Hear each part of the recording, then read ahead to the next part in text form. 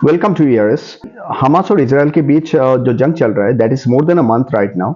7 अक्टूबर को ये जंग चालू हुआ था and it is still continuing. तो इसके बीच हम लोगों ने देखा है कि बीच बीच में हिजबुल्ला जो एक ऑर्गेनाइजेशन है which is based out of Lebanon, तो मिसाइल छोड़ा जा रहा है हिजबुल्ला के तरफ से। Hezbollah is a organisation that is actually founded by Iran. Iran के रेवोल्यूशनरी गार्ड ने 1982 पे हिजबुल्ला को फाउंड किया था। That is actually based out of the ideology, Shia ideology के हिसाब से ये ग्रुप फाउंड आउट किया गया था। और हिजबुल्ला पे जो आर्मी जो लोगों का रिक्रूटमेंट होता है, the recruitment is based on the basis of Shia ideology. Shia people का रिक्रूटमेंट होता है इनटू हिजबुल्ला।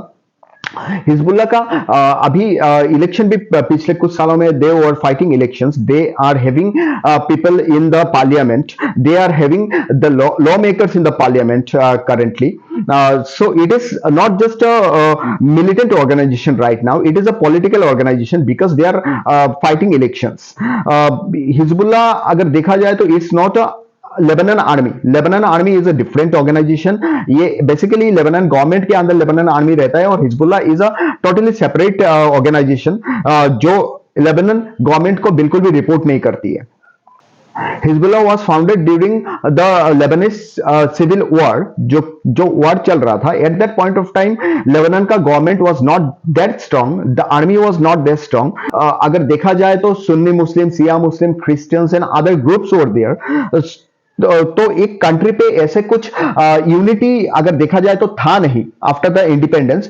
तो उस टाइम पे हिजबुल्ला ने ईरान ने एक्चुअली पेड बनाया through Hezbollah and founded a organisation. Basically 1943 का जो पॉलिटिकल एग्रीमेंट हुआ था, उस एग्रीमेंट के बेसिस पे जो प्राइम मिनिस्टर का पोजीशन है, प्रेसिडेंट का पोजीशन है और स्पीकर ऑफ द पार्लियामेंट का पोजीशन है, ये तीनों पोजीशन अलग अलग ग्रुप्स हैंडल करने के हिसाब से एग्रीमेंट हुआ था। जैसे प्राइम मिनिस्टर का position will be is going to be handled by Sunni Muslim, president will be handled by Christian and speaker of the parliament will be handled by Shia Muslim. उस हिसाब से 1943 का agreement हुआ था। Basically इसके बाद भी अगर देखा जाए तो हिजबुल्ला ने काफी अपने आप को स्ट्रांग किया है जस्ट बिकॉज ईरान का काफी ज्यादा फंडिंग है हिजबुल्ला के तरफ और काफी बड़ा सपोर्ट है ईरान का। ट्रेनिंग मिलती है उनको, उनको फंड्स मिलता है, उनको कोई भी खर्चे के लिए दूसरे कहीं पे देखना नहीं है क्योंकि सीधा ईरान की तरफ से उनको पूरा सपोर्ट मिल जाता है। The leader of Hezbollah is Hasan Nasrallah. Hasan Nasrallah के लीडरशिप पे Hezbollah has gain popularity and they have actually won seats in elections since 2005।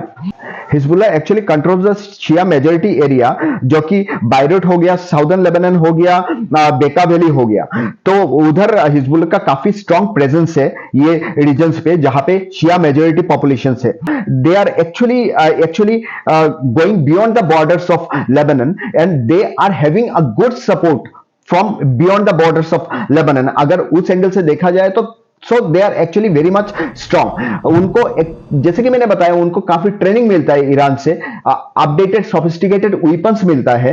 So also they are funded with millions and millions of dollars. 1994 का Jewish community centre पे bombing करना Argentina पे, जहां पे around 85 people were killed.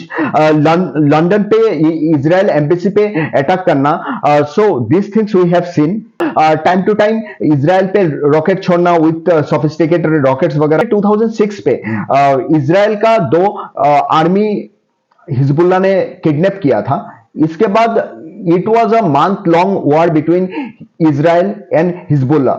Now in the year 2018 Israel ने actually founded out that there are long tunnels continuing from southern Lebanon to Israel. तो ये भी इजराइल ने फाउंड आउट किया है और उनका इजराइल का ये कहना है this tunnels are being made by Hezbollah.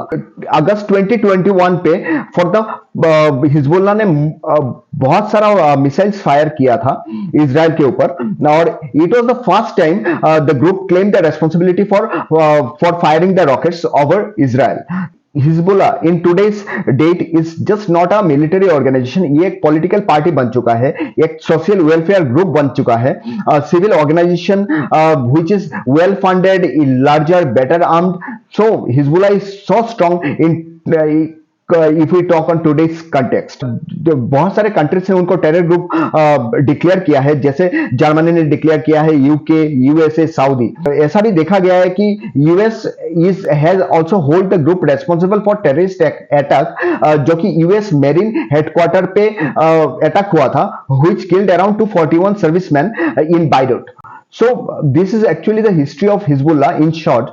So let's see how situation turns out to be in this war between Israel and Hamas, और Hezbollah का रोल भी कितना रहता है. Let's see. Thank you.